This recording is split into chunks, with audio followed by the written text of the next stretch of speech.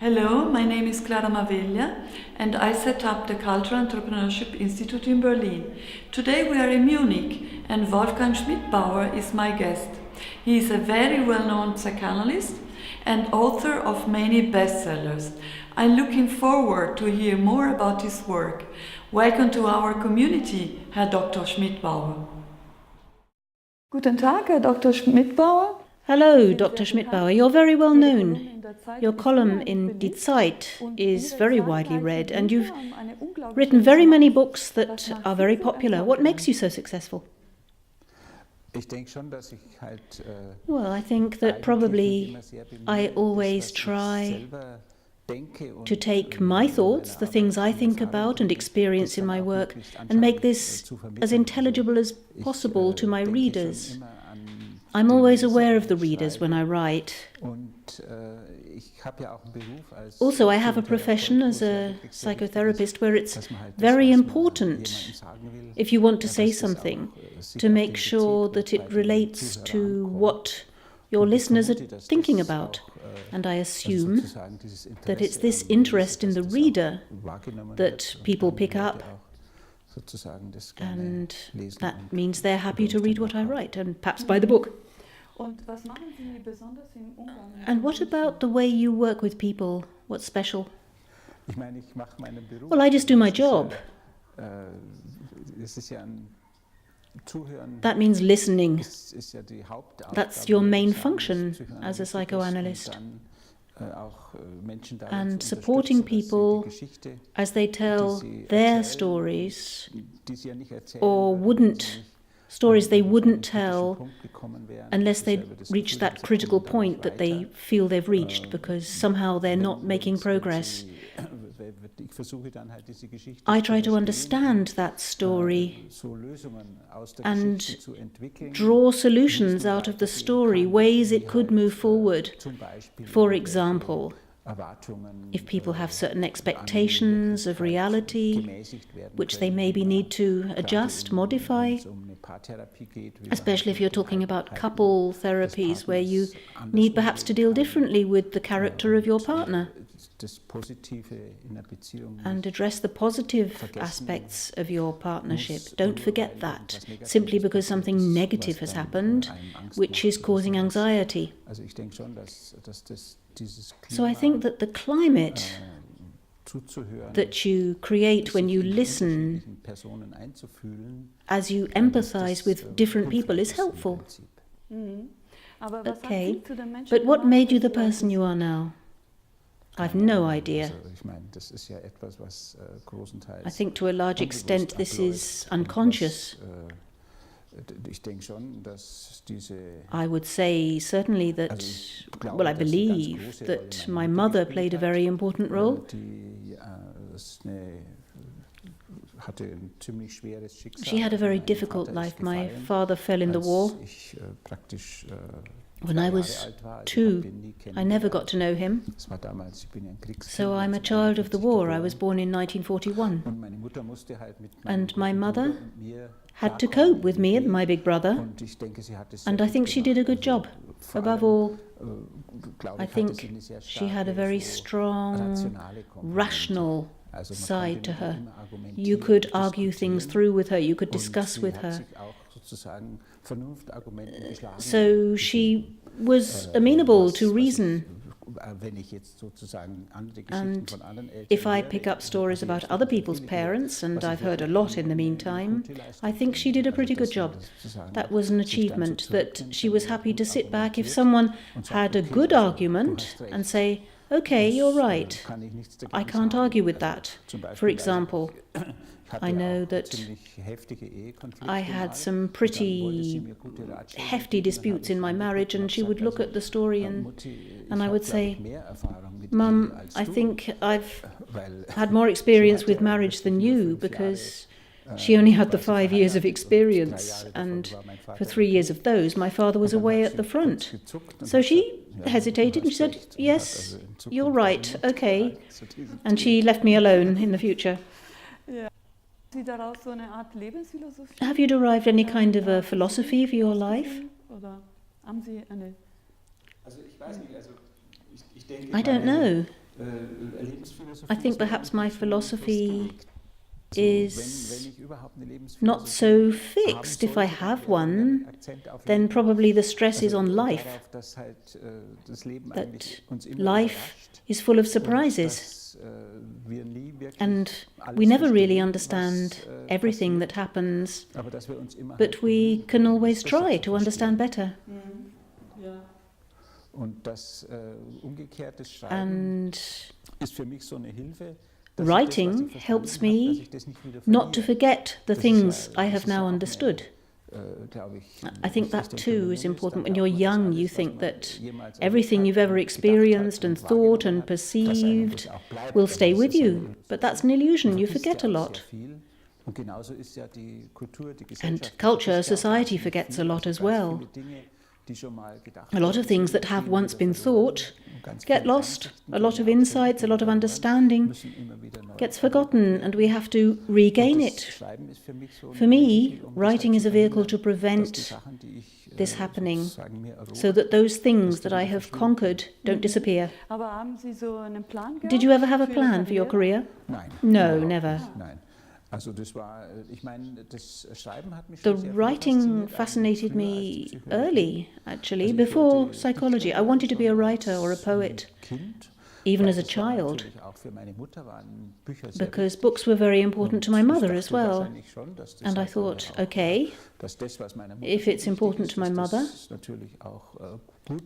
it must be a good thing if I pay attention to this kind of thing. But of course you couldn't earn any money from poetry. So I did my Abitur and then I went and studied at university, and then you can do all kinds of things with psychology. But what about your family life and your profession? How did you reconcile those? To begin with, I only wanted to write. My poems, I had no idea about setting up families. I was very young. But then when I fell in love, I had to start reconciling these things. I had just started working as a journalist, and I went to Italy with my first wife. We had a house in Tuscany. It was more or less a ruin, no running water, no power, but a beautiful location with a wonderful view.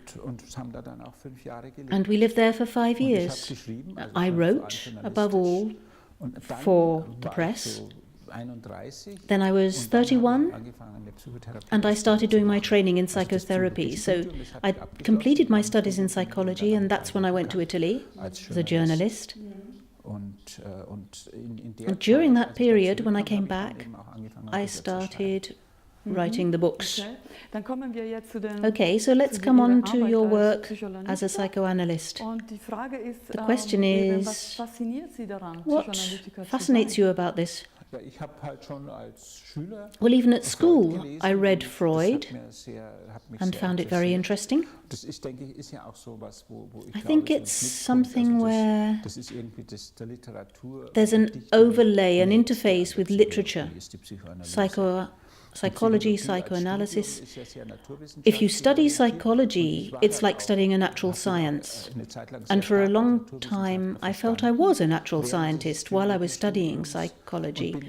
It was only later that I started delving into psychoanalysis, which is a more practical approach. You can work as a therapist, you can earn money,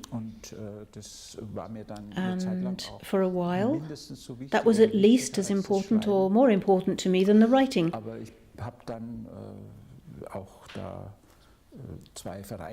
Then I founded 2 associations to train psychotherapists.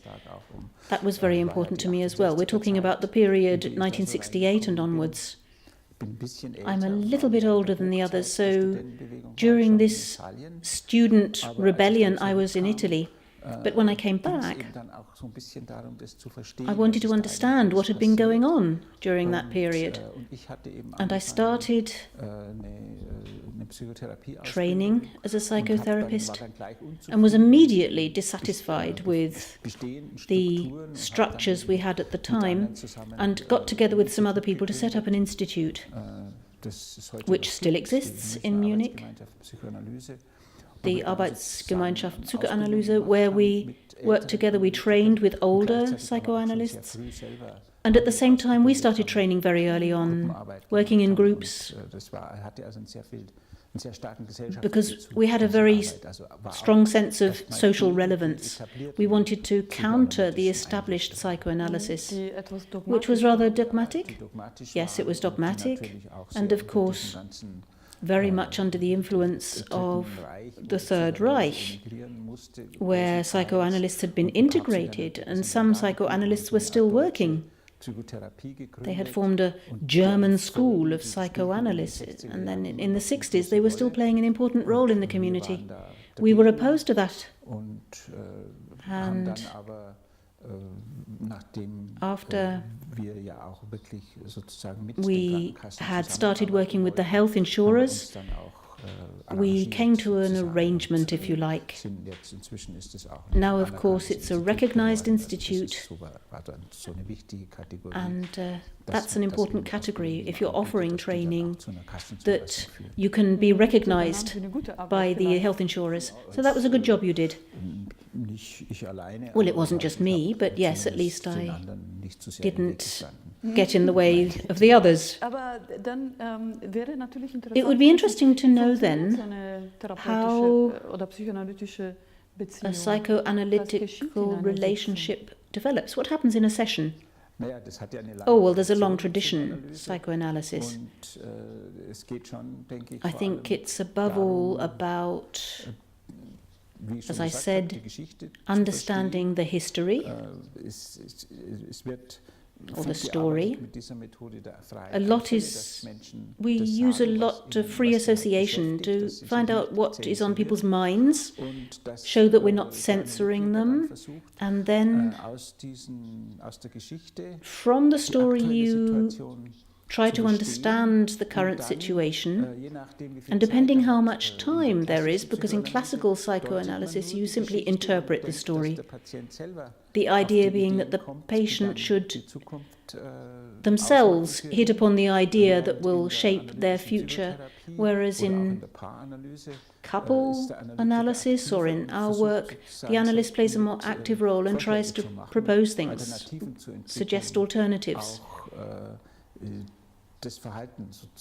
to perhaps guide behavior, so that if people are limited by their anxieties, they can overcome those limitations. The decisive thing about psychotherapy is not the cognitive insights, but the action. If someone overcomes an inhibition, then they've changed something. But if they only think about it, if they only think about why they're so inhibited, they haven't changed anything. From your experience as a counselor and column writer, can you tell us what love is? No. I think love is a dangerous concept, actually, because it's so vague and so idealized that, of course, it can be abused a great deal. I think perhaps the most important thing that we can say is that if someone has an approach to positive relationships and finds that it is something they can live with and they feel okay about it, then that's quite a lot to achieve. The dangerous aspect is the passive, the need to be loved and to be recognized.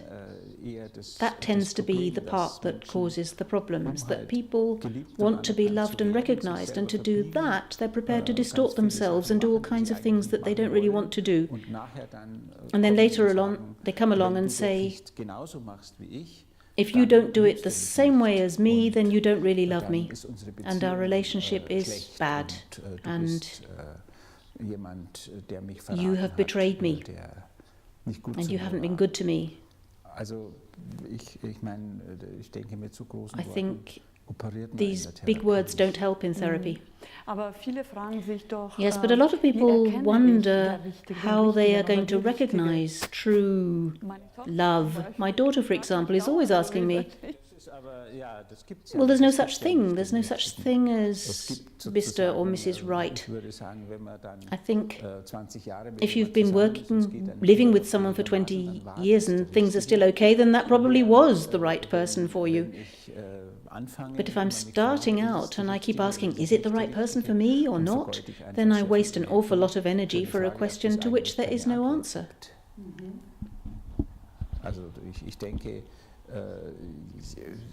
So I think relations are holistic, and if the relationship is on the whole positive, then any stress that arises in the relationship can be dealt with, then people are right for each other.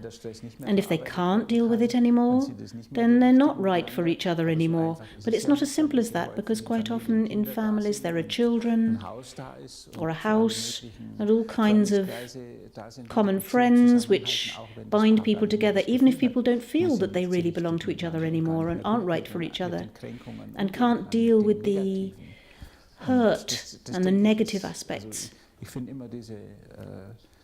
So I think this thing, do you want to stay together for better or for worse, which is the pathetic question that always comes up in marriage ceremonies, I think that's a real problem, because the problem isn't staying together in good times and bad, but that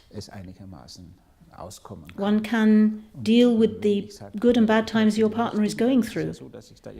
And if I say, no, there's something wrong with that person now, I have to find someone better because they don't suit me at the moment, that's a classic problem we have in modern society, and it's been exacerbated by all this internet business, with 3 million people constantly looking for the right partner on the web. There are these studies of people who set up Excel tables because otherwise without a spreadsheet, they've lost track. But of course that way you're never going to form a firm relationship, because if someone's on my spreadsheet and I'm on someone else's spreadsheet, then of course it's a lot harder to say, let's stay together and try this out, compared with if we live in a village and it's my neighbour's daughter and there's nothing better far and wide, and then you say, okay, then it'll be fine if we stick with it. But you can avoid conflicts if you have a spreadsheet. Yes, to some extent you can avoid conflicts. But there's a much bigger conflict, which is that you might just stay on your own if you're waiting for the right person to come up until you're too old to have children, for example. That's interesting. But one of the central problems seems to be this dilemma, closeness and distance. Is it possible to solve that? Well, to some extent, yes. I think, well, certainly not by avoiding the closeness because you haven't found the right person, but more by accepting the fact that someone isn't right. The idea that you can have a practice relationship with the wrong partner and have satisfactory moments may be a much better point of departure than not having any partner at all and simply waiting for Mr. Right to come along. Today there are a lot of people who live in fantasy relationships.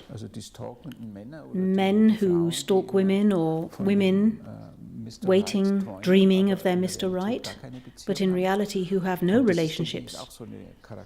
And that's a characteristic risk that we take in modern society. Very narcissistic relationships, a lot of fantasy all around us, where any ideal partner is a very imaginary rival. There are a lot of images now, of course, endless images, far more than our grandparents had, of partners, of relationships. And we have to keep comparing ourselves. I think that's what exerts the pressure to find the right person. And it's harder to bear that search, that desire. Let's come on to this other part of your life then, the writing. How do you get ideas for your books? Usually they come from my work. I think about some theme that a patient has brought into the session, and then I think, oh, I'd like to cast some more light on that. What else can I think of that's relevant? And then there's something else that sometimes I get commissions. I do get a lot of commissions, and quite often I've received orders for themes and simply worked through them. For example, for Rowohlt, I did a youth glossary, a glossary for young people of psychological terms, which I explained. So in summer I went to Salzburg to a farm, sat in the garden at a table and had a few psychology encyclopedias with me and tried to draw items out of that and reformulate it for young people. Is that your favourite book? No, that's just a trivial example. My favourite book, I think, it's just an idea, but on the way to this house in Tuscany we had to walk quite a lot, and so that my daughter wasn't tired, I would tell her stories. They were stories from my own childhood, from our little farm in Lower Bavaria. My grandfather was a farmer, and I was a war orphan, so we were evacuated, and I spent a lot of time as a child on that farm. It was an old-fashioned world, the kind of thing you don't find anymore. 2 cows, no power supply from the mains, no tractor, you had to mow with a scythe and so forth. And I told her about these things, and at some point I thought, well, we could actually turn this into a book. And so that was the beginning of childhood in Lower Bavaria. It was a narrative book, not a work of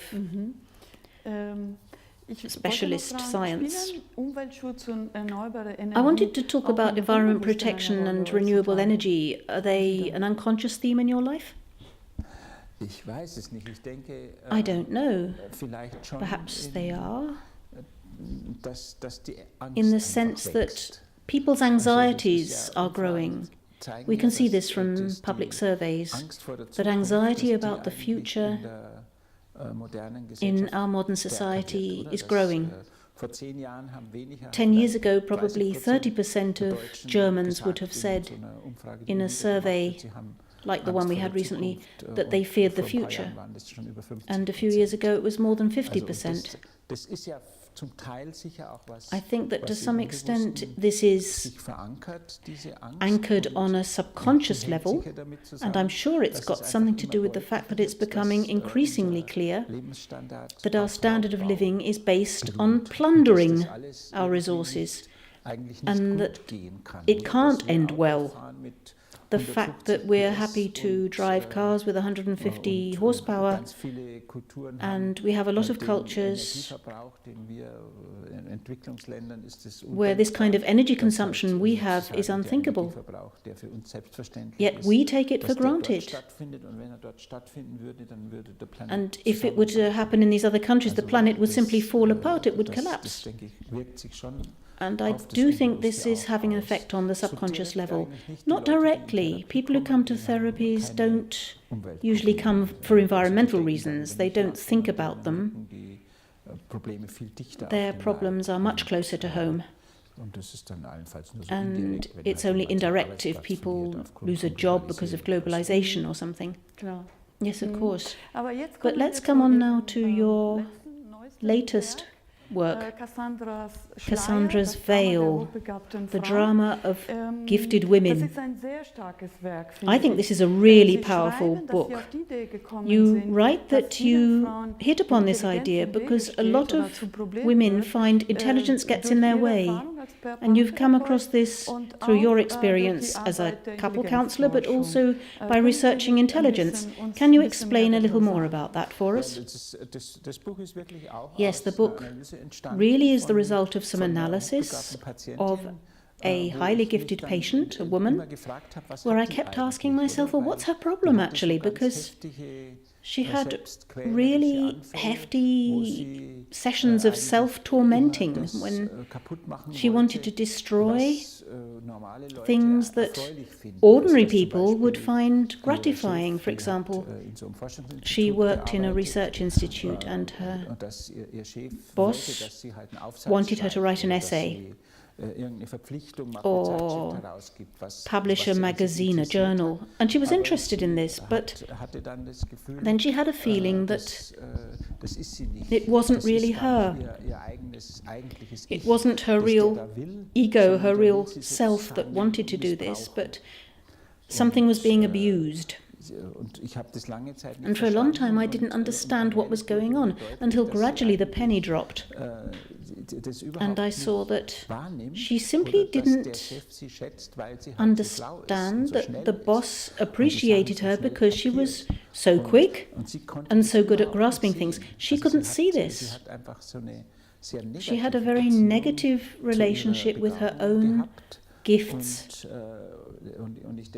And I think I gradually focused on this issue and started looking at it more systematically, and observed it in many other cases too, that there are often women who say of themselves that they are too stupid to do certain things, and they keep making the same mistakes. And then, for example, they admire a man when it's really quite clear that he's not as intelligent as she is and doesn't cope with so much, achieve so much, that she's much quicker, gets to grips with something quicker, organizes quicker, makes far fewer mistakes. But they think, oh, he could probably do it just as well as me, only it's just not important enough to him. And I think if a woman finds herself in this situation and starts to perceive her gifts, then she won't reproach herself so much and won't do herself down compared with this, first of all, this idealized partner, because if anything happens which means she can't admire him any longer, he completely loses his value. And of course, both sides are not good for an emotional relationship, neither idealization, nor blind admiration, or blind discrediting.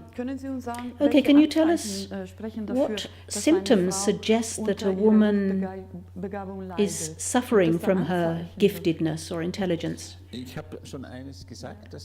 Well, I mentioned one, the fact that women often feel stupid and as if they have a blockage. And very often they feel inhibited.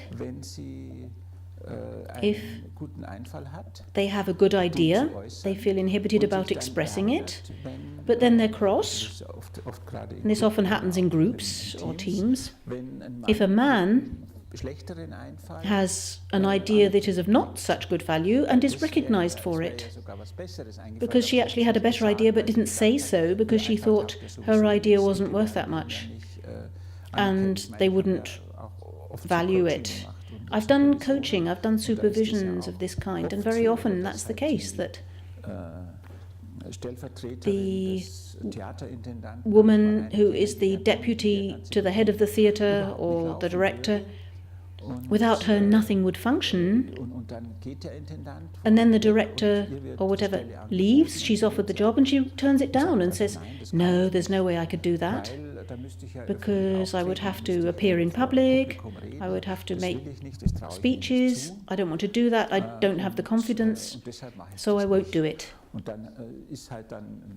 And so a new director, another man comes along without nearly as much competence as her, and then you get this interaction. The predecessor was probably also not as bright as she was, but recognized her, and she thought that was fine.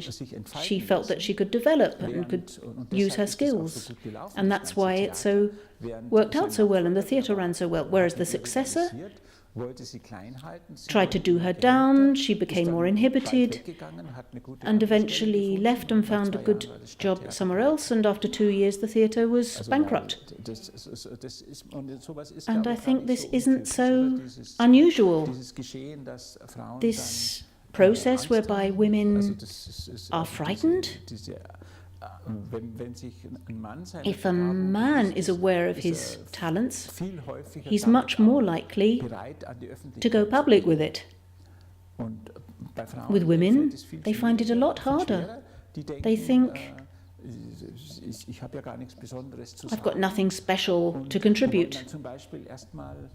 And for example, before they say anything, they want, especially if they're academics, they want to be aware of all the research. They need to feel that they've read everything. It's almost impossible. And it means that ultimately they censor their own ideas and ultimately don't ever put anything into effect, whereas a man with half as many good ideas would have written 5 books already, because he wouldn't have that high level of self-censorship. And of course that has something to do with the way we're raised, including by our mothers, very often our families.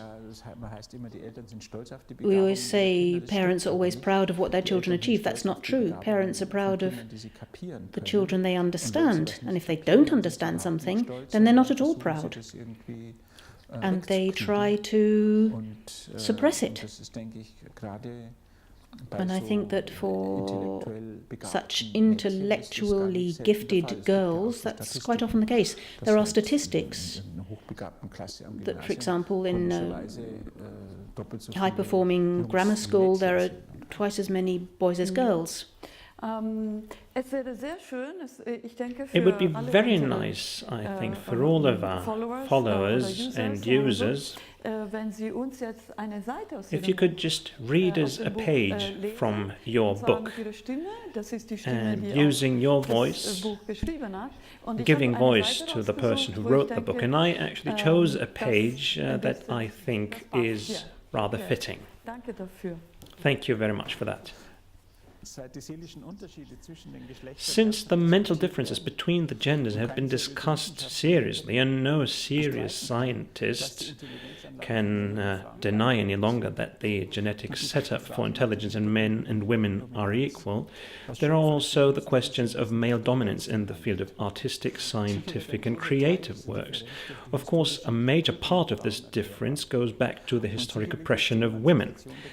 And, of course, the gender emancipation is not yet fully complete against this historic backdrop. But these facts do not seem to suffice in order to explain these differences. Could there be deeper obstacles or hidden obstacles that are even more potent than society's imprint?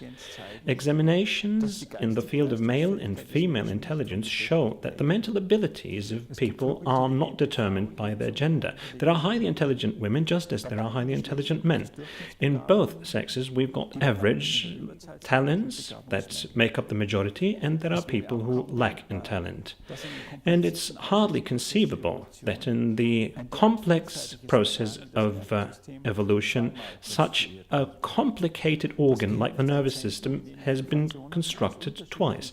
The brain is a center that actually helps to process information from different sources. Most of these sources are the same for men and women, like the senses that you use, eyes, ears, your sense of touch, and some of these sources are different. That is what the brain reacts to. But it does not have to be recreated and reconstructed due to the difference based in a single gene. If we look at the genetic differences in men and women, we come up with a result of less than 3%. If we, on the other hand, look at how extremely the gender roles differ in traditional societies and how much emphasis is being put on men being different from women, then the claims of scientists that are being published time and again in journals and magazines that brains of men and women work differently get a nostalgic quality. Women learn to pose as more stupid than they are in order to leave the men their supremacy. Deliberately done, the impeding of intelligence becomes an intelligent reaction to the narcissism of your male partner. But this kind of sage or intelligent way of dealing with the mental disparities between men and women is only successful if the mental self-conscience has not been limited by early traumatization. If you're able to pose as stupid without actually being stupid, then you show a very smart way of dealing with your intelligence, just like the housewife that lies down with the beginnings of the migraine before her head hurts so much that she can no longer bear it. Thank you very much for that. That means that basically we can condense this whole into the formula that the smarter woman would pose as a stupid one. Well, if she is able to just pose as stupid, I think the damage is not really that big. I mean, there is only big damage if she is afraid of not being stupid. And, if the only way out to use this heightened sensitivity, if you're not able to channel it into creativity, but, if you're only able to dampen it down by, for example, using drugs because you don't want to be recognized as intelligent, but, to be better at something, to be better in organizing or in understanding things, these are fears that, as a grown-up person, may seem to be absurd. But it's actually dangerous for a child. If that child, for example, can just think beyond the limits of what the parents can think of, and the children are being manifestly devalued if they come up with ideas as to how the family could be reorganized so as to be a better family. And these children are not being listened to, they're not being respected, they're not being supported, and this is not that rare. It can be found in the analyses of women quite frequently that they were debased and devalued for exactly that they tried to change something when it came to the marriage of their parents or the relationships within the family. And that they then react to this with a form of autoaggression. That's very interesting indeed, and I think it also helps to explain the discussion about, the differences in wages, for example, and the demand for equal pay. And I think it's going to change. In 60 years' time, with the great likelihood, women will probably earn more on average than men. It can even be encountered today. And this kind of, narcissistic vulnerability or the difficulty to actually assess your own capacities, these only surface when you're not being supported by your environment properly. Your self-conscience or self-confidence rather is not as stable as people would wish it to be. We all need a kind of positive feedback, and more than the bourgeois ideal would suggest, that those are strongest that can survive all by themselves. And this situation is actually not improving. I think in future times, the requirements and the demands to be able to deal with complex situations, these will just increase. I've got one last question concerning your work. Your works, your books are all bestsellers? No, not all of them, no, but many are. You are one of the more successful psychologists and psychoanalysts in the field. But you especially started a discussion about being afraid of closeness and the helplessness of helpers. Is there something like a golden thread?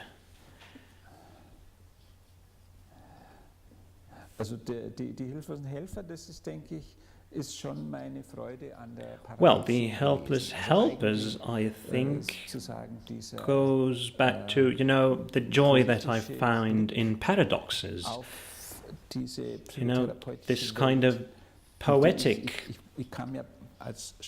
look or angle from which I look at the world of psychoanalysis. I'm also a journalist, I'm a scientific author, and as such I came from Italy and started my psychoanalytic training or psychotherapeutic training, and I was always part of that world. I used to teach, and I learned it myself, and I was a practicing therapist, and I still enjoy doing that work, and at the same time I could look at the whole thing from the outside, and that, I think, is what forms the basis of this work.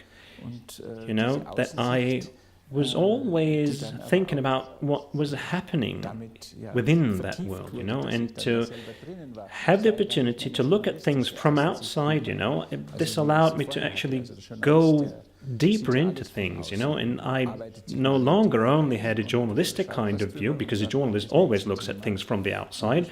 They may do some research for a subject and then write about that, and then they have to work on the next subject, But for me, there was no next subject. I was a professional psychotherapist and psychoanalyst, and so that was my subject, but I still managed to retain this form of external view. And that is still the case until today, And I wrote a couple of case descriptions for the Zeit magazine, which is based in my own work. But, these, of course, have to then be redesigned and redrafted because people should not be identifiable. Well, in science, they call it the participating observer, right? Yes, it's got an ethnographical component to it. And perhaps this is a metaphor that really fits it best, the ethnographer. And I think I still am something like an ethnographer in this therapeutic environment. I keep going back to the journalist or intellectual world and look at what the therapists are doing there. Now, we've heard many interesting things from you. Unfortunately, we don't have that much time left, but I would like to ask you what you would wish for in the future. Well, for me personally, I wish to remain healthy and that I can go on working. So I'm not planning to retire anytime soon. And, well, for the world, we could wish for all kinds of things, and I would, of course, wish for, the beginnings of the end of nuclear energy that can be seen, especially here in Germany, and all the things that we can do in order to stop climate change, that all these things being, acknowledged, and that people carry this forward, and that people start treating the resources rather more modestly, and a bit more aware of the fact that we are limited in resources and in the powers that we have, and that there should be some form of redistribution, with young people who marry, then it should be clear that everyone's got their own professional sphere and a sphere within the family, and that people do not fall back into the kind of old role models, or that, in the end, both partners end up working like madmen with a child left in between.